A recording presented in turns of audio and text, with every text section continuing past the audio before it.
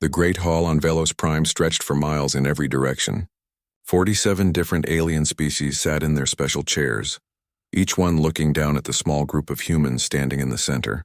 The air smelled strange, filled with the breath of creatures from distant stars. Ambassador Taemin stood straight and tall, wearing his best blue uniform. Behind him, Admiral Hyunwoo watched everything with careful eyes. Dr. Yoonji held her tablet tight, ready to speak about Earth's science.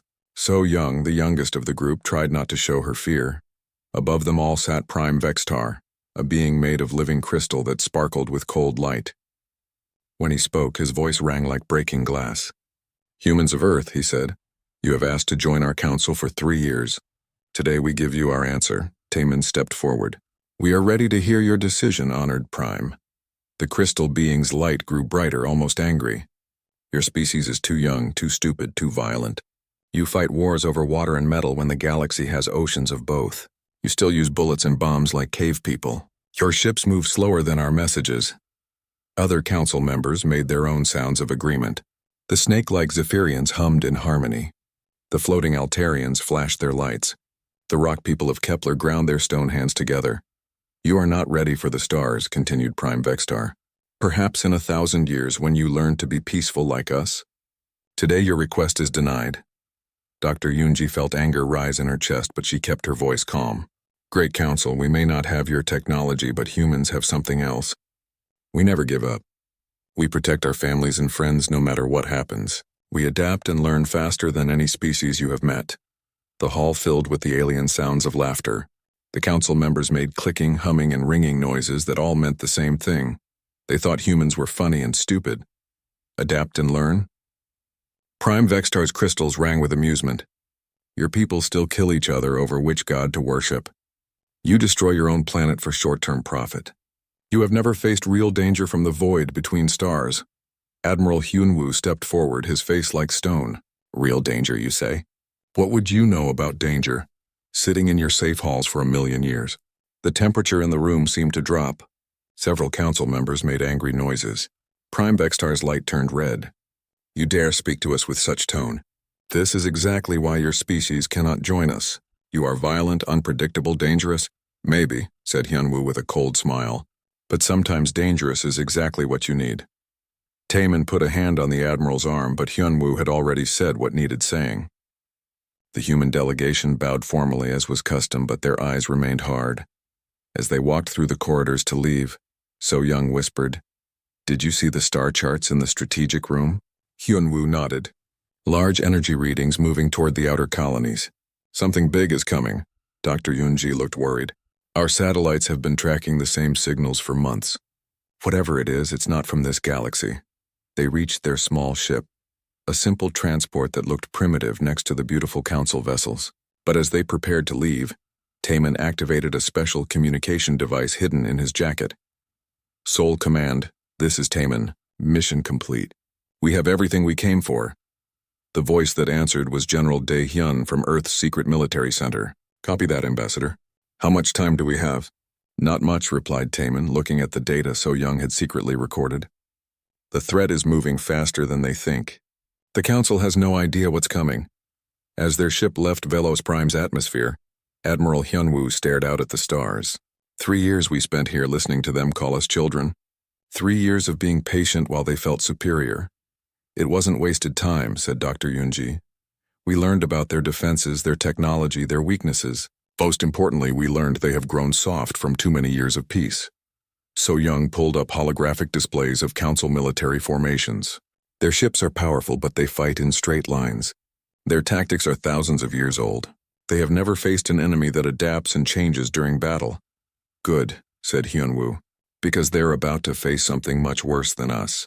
And when they do, they'll discover that the primitive humans they rejected might be their only hope." The ship jumped to faster than light speed, heading back toward the Sol system. Behind them, the Council continued their meetings, making laws and trade agreements, completely unaware that their entire civilization was about to be tested. On Earth, in underground bunkers hidden beneath Seoul and New York and London, humans worked day and night. They built ships the Council had never seen, weapons based on principles the aliens didn't understand. and defenses that could adapt faster than any known technology. The Shadow Fleet had been in development since Earth's first contact with alien life. While diplomats talked about peace, human engineers created tools for war. While politicians spoke of friendship, generals planned for the day when friendship would not be enough.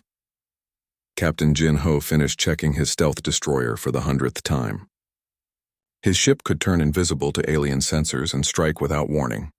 Around him, other captains made similar preparations. Commander Subin worked with her cyber warfare teams, creating computer viruses that could infect and control alien systems. Her implants allowed her to think as fast as machines, making her the perfect weapon against advanced technology, all across human space. The children that the Council had rejected prepared to show the galaxy what they could really do. They had been called violent, unpredictable, dangerous. Soon they would prove that sometimes those were exactly the qualities needed to survive. The Council's arrogance had blinded them to the growing threat from outside their galaxy. Their rejection of humanity had been their first mistake. It would not be their last. High above Earth's blue atmosphere, the first ships of the Shadow Fleet moved into position, waiting for orders that would either save the galaxy or watch it burn. Either way, the universe was about to learn that humanity did not go quietly into the dark. 6 months passed after Earth's rejection. The first sign of trouble came from the edge of known space, where mining colonies and research stations suddenly went quiet. The Altarian crystal farms stopped sending their weekly reports. The Kepler science outposts missed their scheduled check-ins. Trade ships heading to Centauri space simply disappeared. At first, the Council treated these events as minor problems. Equipment failures happened. Communication systems broke down. Pirates sometimes attacked remote areas. Prime Vextar sent out standard investigation teams and forgot about the missing colonies. But deep underground on Earth, General Daehyun watched the holographic star maps with growing concern. Each red dot represented a silent world, and more dots appeared every day. In the Seoul Command Center, hundreds of humans worked to track the spreading darkness. "Show me the pattern again," ordered the general. Captain Jin Ho activated the display. His reconnaissance ships had been secretly watching the outer rim for months. The disappearances started here. He pointed to a distant star system, and spread inward like a disease. Whatever is doing this moves fast and leaves nothing behind. Commander Subin stepped forward, her cybernetic implants glowing softly in the dim light. "We've analyzed the final transmissions from 3 colonies before they went silent. The energy signatures don't match any known technology in the Galactic database." Dr. Yunji studied the data with worried eyes. "These readings suggest something massive, much larger than Council ships. But more troubling is this." She pointed to strange patterns in the energy waves. Whatever destroyed these colonies learned from each attack. The signatures evolved, became more efficient. General Daehyun nodded grimly. "An enemy that learns and adapts. How very human of them." High above on Velos Prime, the Council finally held an emergency meeting. But instead of fear, the chamber filled with typical alien arrogance. Prime Vextar's crystals rang with confidence as he addressed the assembly. "Fellow Council members, we face what appears to be raiders from outside our galaxy. While concerning, our defensive networks remain strong. Our technology is superior to anything these primitives could possess." The Zephyrian representative hummed in agreement. "Our energy shields have protected us for millennia. Our diplomatic channels remain open should these raiders wish to negotiate." Dr. Yunji sat in the observer section, officially present as Earth's representative, but really there to gather intelligence. She recorded every word, every tactical display, every confident boast. The Council's battle plans were laughably simple: form defensive lines, power up shields, and wait for the enemy to surrender when faced with their superior technology. That night, Dr. Yunji sent an encrypted message to Earth using quantum communication systems the Council didn't know humans possessed.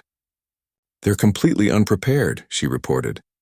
"Their tactics haven't changed in thousands of years. They plan to fight like this is another territorial dispute with civilized opponents." Back on Earth, Admiral Hyunwoo stood before the assembled captains of the Shadow Fleet. These were not the simple transport ships the Council had seen. These were warships built in secret shipyards hidden in asteroid belts and behind the gas giants of the outer solar system. "Ladies and gentlemen," the Admiral began, "the galaxy that rejected us now faces extinction. An enemy approaches that makes our human wars look like children's games. The Council believes their technology will save them. They are wrong. Captain Minho, commander of the stealth destroyer Soul's Vengeance, raised his hand. Admiral, our orders? We watch, replied Hyunwoo. We learn. We prepare. When the Council falls, and it will fall, we'll be ready to face what comes next. The Shadow Fleet moved into position across 17 sectors of space. Each ship was painted black to blend with the void between stars.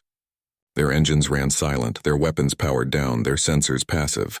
To any alien scanner, they looked like debris or asteroids. Meanwhile, the mysterious enemy continued its advance. Entire star systems went dark. Billion-year-old civilizations vanished overnight. The Helix Nebula colonies, home to trillions of beings, sent out one final scream before eternal silence. Captain Jin Ho watched from his hidden position as massive shapes moved through the darkness. The enemy ships were enormous, bigger than council cities, made of some mixture of metal and living tissue that pulsed with terrible life. My God, whispered his tactical officer, Lieutenant Youngsik. What are those things? Through high-powered telescopes, they observed the creatures at work. The biomechanical ships didn't just destroy, they consumed. They ate planets, absorbed space stations, digested the very matter of destroyed civilizations, and grew stronger. They're not raiders, Jin Ho realized with horror. They're parasites, a swarm intelligence that feeds on other species. The first major battle came at the Altarian home system. The Council's finest defensive fleet took positions around the crystal worlds, their energy shields shimmering like rainbow barriers. Admiral Kolthek, the Altarian war leader, broadcast his confidence across all channels. Unknown vessels, you face the might of the Galactic Council. Surrender now and we will show mercy. The bioship's response was silence. Then they opened fire. The weapons they used were unlike anything in known science. Instead of energy beams or projectile weapons, they fired something that simply dissolved matter at the atomic level. Council shields, designed to stop conventional attacks, offered no protection against weapons that unmade the very atoms of their targets. Captain Minho watched in horrified fascination as the proud Altarian fleet simply ceased to exist. Ships that had ruled space lanes for millennia turned to expanding clouds of disconnected atoms. The crystal cities of Altair Prime cracked and crumbled as the bioships began their feeding. Count the time, he ordered his crew, from first contact to total destruction. 4 hours and 17 minutes, sir, reported Youngsik. The entire Altarian civilization is gone. The news hit the Council like a physical blow. For the first time in their long history, they faced an enemy that couldn't be reasoned with, bribed, or intimidated. The bioships, only which human intelligence had designated as devourers, wanted only one thing: to consume and grow. Panic spread through Council space as refugees fled toward the core worlds. But the devourers were faster. System after system fell as the swarm learned and adapted from each victory. They incorporated Altarian crystal technology into their bioships. They absorbed Zephyrian harmonic weapons. They grew stronger with every world they devoured. Dr. Yunji barely escaped Velos Prime on the last refugee transport. As her ship fled toward the core systems, she sent one final message to Earth. The Council is finished. Prime Vextar still believes they can negotiate with creatures that don't understand any language but hunger. Estimate total galactic collapse within 6 months. On Earth, President Heiwan received the Council's first desperate message. Prime Vextar's image flickered on the quantum channel. His crystalline form cracked and dimmed with fear. Earth. Humans, we request immediate military assistance. The situation has become difficult. President Heiwan looked at the alien who had called her people primitive savages just months before. General Daehyun and Admiral Hyunwoo stood beside her, their faces showing no emotion. After 3 years of rejecting us, now you want our help? She replied coldly. Now you discover that primitive violence might have its uses? The transmission ended as Velos Prime fell to the Devourers, but Earth's Shadow Fleet remained hidden, watching, learning, preparing for the moment when the galaxy would discover what human fury could truly accomplish. The core worlds had stood for millions of years, protected by layers of defense shields and massive fleets. The greatest civilizations in the galaxy called these systems home. Ancient beings who had seen stars born and die lived in crystal, palaces and floating cities that defied imagination. None of it mattered. When the Devourers arrived, Captain Minho watched from his hidden position as the biomechanical Swarm emerged from hyperspace near the Helix. Defense grid, the Council's most powerful, fleet waited in perfect formation. Thousands of ships arranged in geometric patterns that had won battles for centuries. Begin recording? Minho ordered his crew aboard the Soul's Vengeance. Earth needs to see this. The Helix fleet was beautiful and terrible. Their crystal ships caught starlight and threw it back in rainbow patterns. Energy shields created barriers that could stop entire asteroids. Weapons that could crack planets charged with power built up over millennia. Admiral Kolthek's voice carried across space on all frequencies. Devourer fleet, you face the combined might of 47 civilizations. Our technology has conquered the galaxy. Surrender now or face complete destruction. The bioships responded by opening fire immediately. What followed was not a battle. It was a demonstration of how badly the Council had misunderstood their enemy. The quantum dissolution beams sliced through energy shields like they were made of paper. Matter that took millions of years to form simply stopped existing, returning to empty space and scattered atoms. The proud crystal ships of Helix cracked and shattered. The elegant Zephyrian vessels with their harmonic weapons fell silent forever. Ancient dreadnoughts that had ruled the galaxy for eons became expanding clouds of dust. Lieutenant Youngsik kept count with growing horror. 37 Council ships destroyed, 4968. Sir, they haven't lost a single bioship. Captain Minho watched the slaughter with professional interest. The Devourers weren't just winning, they were learning. Each destroyed Council vessel taught them new tricks. Their bioships began incorporating shield technology, harmonic weapons, even the beautiful crystal armor of the Helix fleet. They're not just eating matter, Minho realized. They're eating knowledge, technology, everything that made these civilizations unique. The battle lasted 4 hours and 17 minutes, exactly the same time it had taken to destroy the Altarians. When it ended, the core worlds lay defenseless and the greatest fleet in galactic history had ceased to exist. Refugees streamed toward the inner systems in whatever ships they could find. Ancient beings who had lived for thousands of years found themselves begging for transport on cargo vessels. The crystal cities of Velos Prime began evacuating, but there was nowhere to go that the Devourers could not reach. In Earth's Soul Command Center, Admiral Hyunwoo received reports from Shadow Fleet positions across 17 sectors.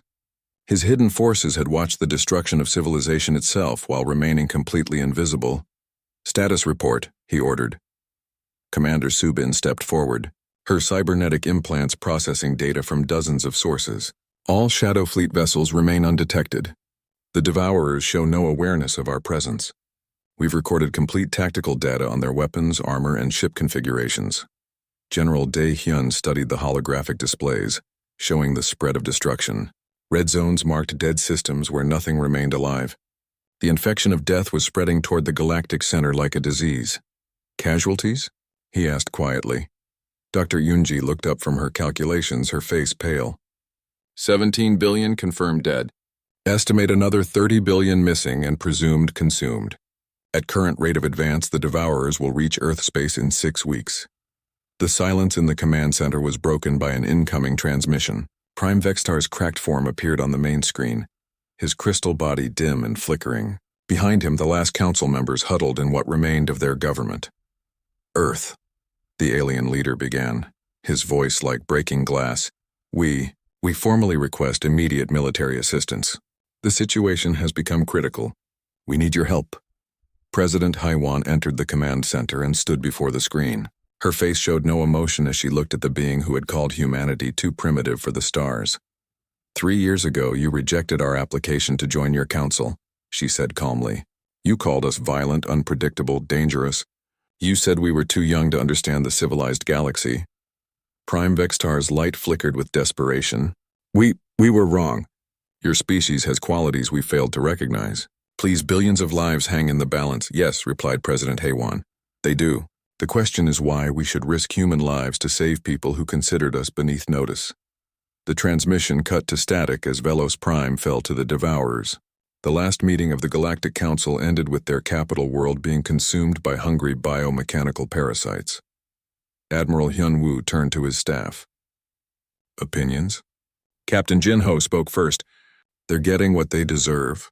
47 civilizations too arrogant to prepare for real war.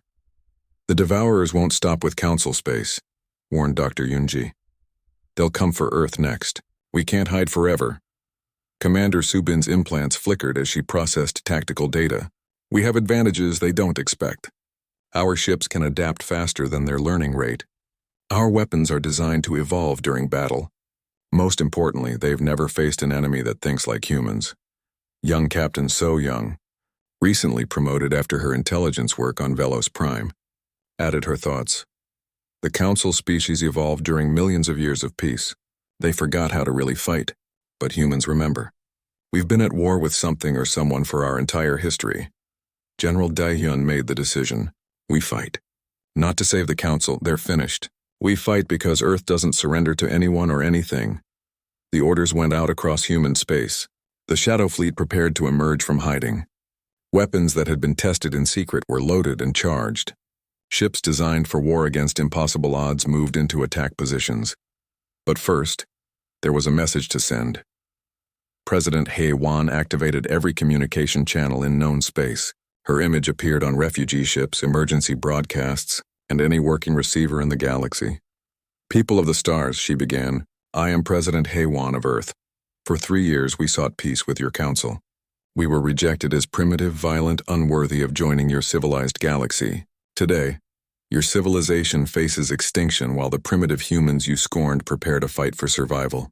She paused, letting her words sink in across the fleeing masses of refugees. In the coming days, you will see what human fury can accomplish. You will learn why we never give up, never surrender, never stop fighting for what we believe in.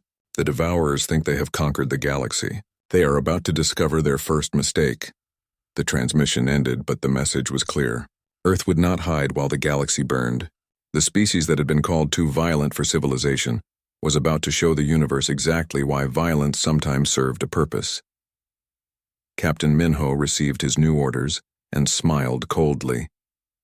The Soul's Vengeance and her sister ships began powering up weapons that the galaxy had never seen. The hunt was about to begin. The Shadow Fleet emerged from hiding like ghosts, becoming solid. 143 black ships materialized across 12 star systems simultaneously, their adaptive armor gleaming with technologies the galaxy had never seen. They had waited in silence for months, watching civilizations die while they prepared for this moment. Admiral Hyun-woo stood on the bridge of his flagship, the Indomitable Soul, watching the tactical displays update as his fleet took formation. Around him, officers who had trained their entire lives for this battle prepared weapons that could learn and evolve faster than any known technology. All ships report ready.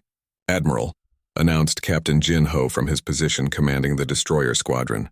His voice carried the cold professionalism of someone who had seen too much death in recent months. Very well, replied Hyun-woo. Begin Operation Fury. The first engagement took place at Proxima Station, where a cluster of Devourer bioships was consuming the remains of a research facility. The alien vessels were massive, each one the size of a small city, their hulls pulsing with absorbed technologies from dozens of conquered civilizations. Captain Subin led the attack with her cyber warfare cruiser, the Digital Storm.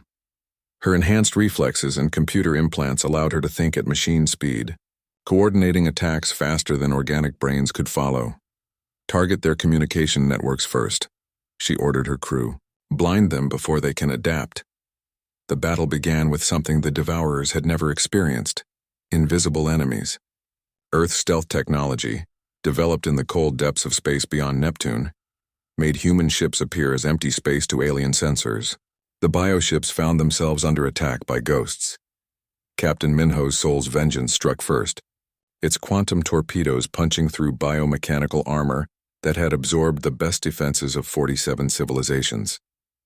The Devourer ship shuddered, its hull cracking as alien matter was converted back to basic atoms. But the real shock came when the bioship tried to adapt. Its living metal began changing, incorporating defensive patterns learned from destroyed council fleets. Energy shields flickered to life, harmonic weapons emerged from its sides, crystal armor began forming over its wounds. None of it worked. Dr. Yoon-ji's greatest breakthrough had been armor that evolved faster than any enemy could learn. As the Devourer ship adapted its defenses, human weapons adapted even faster. Quantum torpedoes became plasma lances. Plasma lances became matter dissolvers. Matter dissolvers became something entirely new. Their adaptation rate is impressive, observed Lieutenant Young Sik from his position on the Soul's Vengeance. But they're still thinking like a swarm intelligence. They adapt the whole group at once. Captain Minho smiled grimly, while humans adapt individually in real time during combat. That's the advantage of having millions of years of practice killing each other. The Proxima battle lasted 18 minutes. When it ended, 12 Devourer bioships had been destroyed and consumed by their own adaptation failures.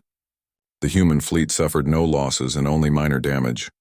Word of the victory spread across refugee channels, carried by the few survivors who had witnessed the impossible. For the first time since the invasion began, an alien fleet had been defeated completely. But the Devourers learned from the loss. They began traveling in larger groups, coordinating their adaptive systems and incorporating human weapon signatures into their defenses. The war was far from over. General Dae-hyun watched the reports from Seoul Command Center with satisfaction mixed with concern. They're getting smarter. The next battle won't be so easy. He was right. The second engagement at Kepler's Ring nearly ended in disaster. The Devourers had adapted quantum shielding that deflected Earth's weapons. Their bioships now carried weaponry reverse-engineered from human technology. Captain Jinho found himself fighting enemies that shot back with his own weapons. "They're using our tactics against us," he reported during the battle. "Stealth drives, adaptive armor, even our communication protocols. But humans had one advantage that no swarm intelligence could copy: individual creativity under pressure. When standard tactics failed, human captains began improvising in ways no collective mind could predict.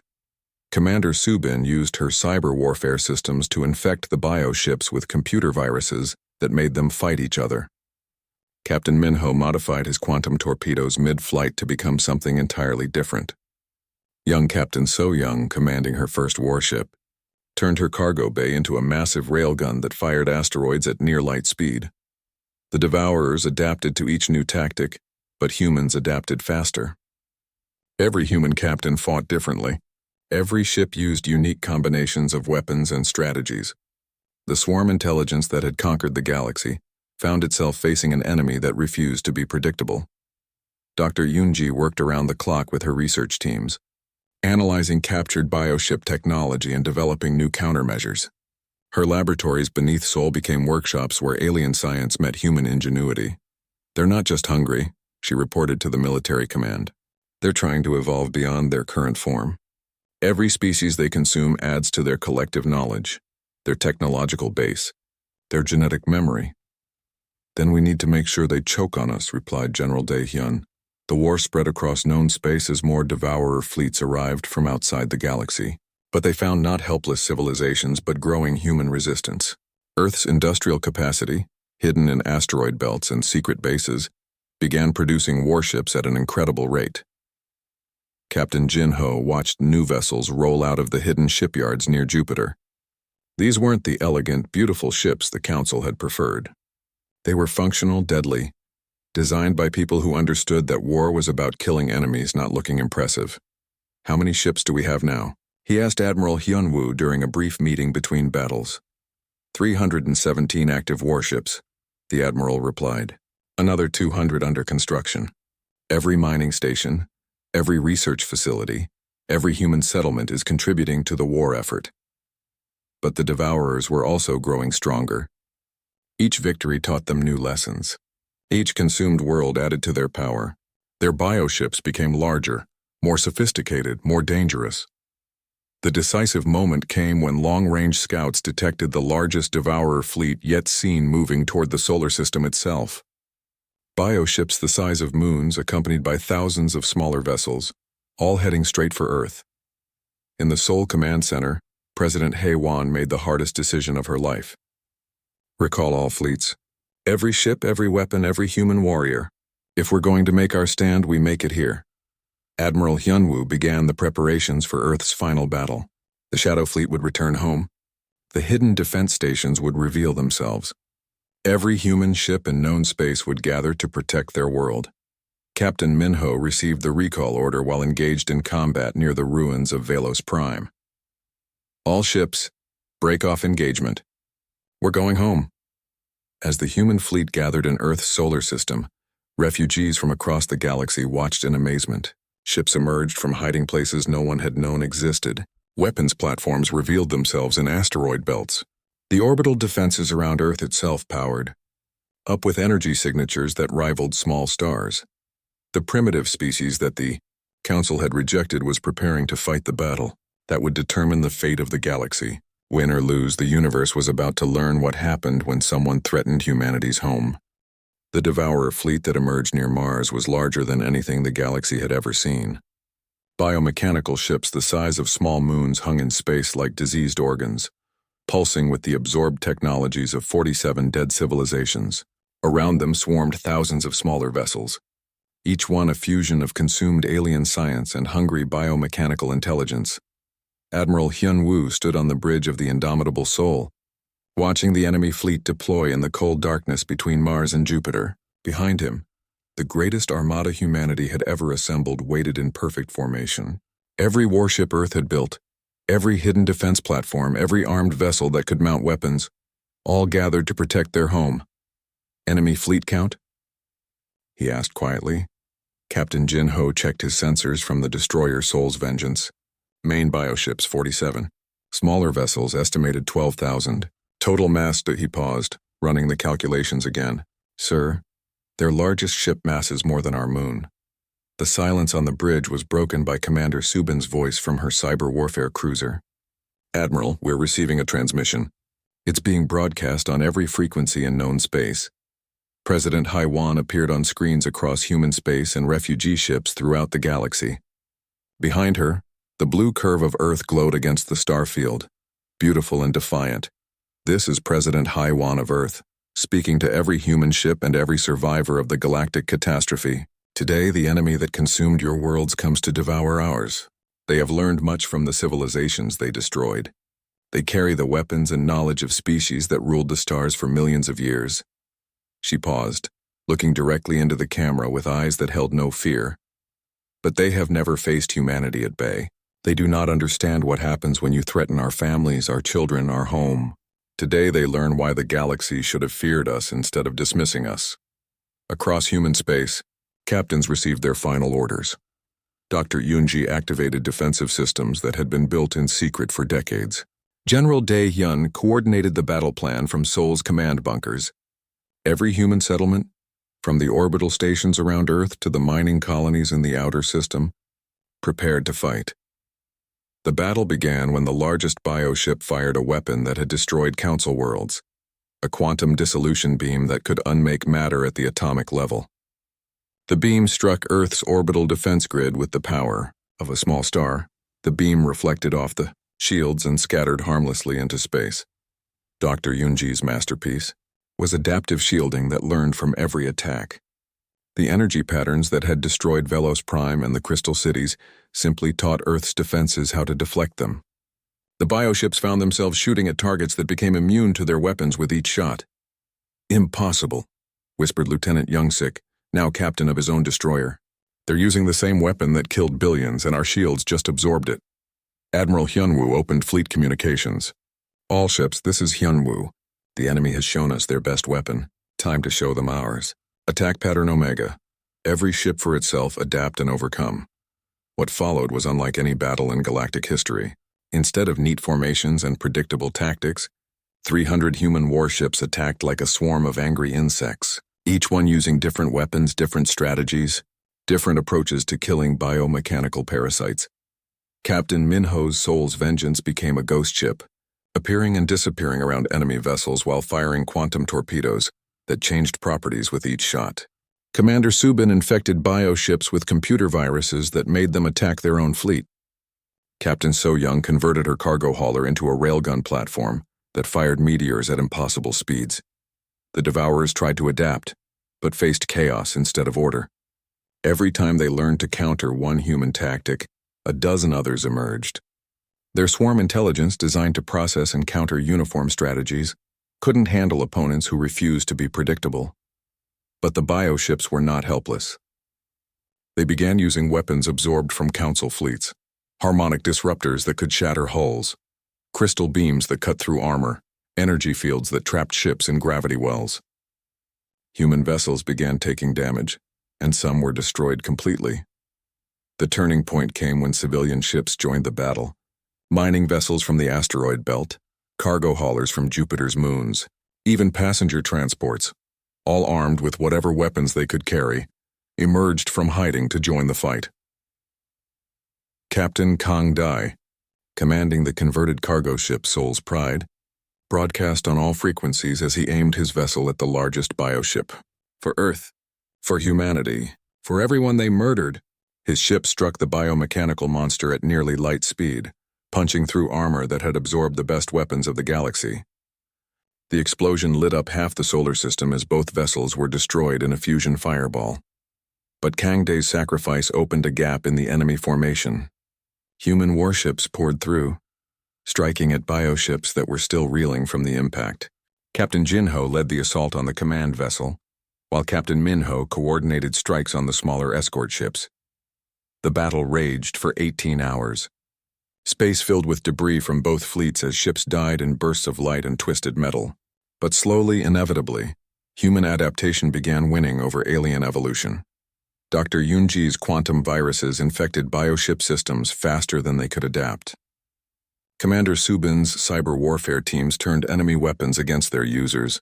Most importantly, human captains kept changing their tactics, refusing to let the Devourers predict their next move.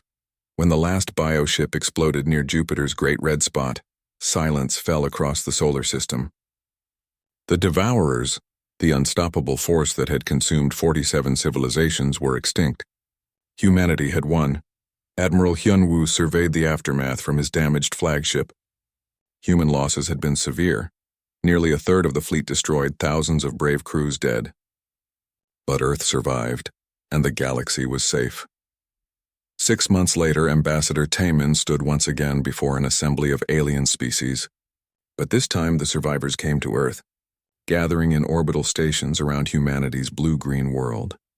President Haewon addressed the assembled refugees, less than 1 billion souls from what had once been dozens of proud civilizations. Behind her, human warships patrolled the solar system, their black hulls marked with battle scars and victory symbols. "You called us primitives," she said without anger. "You said we were too violent, too unpredictable, too dangerous for your civilized galaxy. When extinction came for you, it was our violence that saved whatever remains of your worlds." The surviving council members sat in humble silence. Prime Vextar, his crystal form permanently cracked from his world's destruction, spoke with obvious difficulty. "Earth, humanity, we were wrong. We mistook strength for savagery, wisdom for weakness. Your species saved us when we had no right to expect salvation." Dr. Yunji presented the new galactic charter. "We're not joining your council. We're creating the Terran Protectorate. Any species that wants our protection contributes to the common defense. There will be no more helpless civilizations waiting for someone else to save them."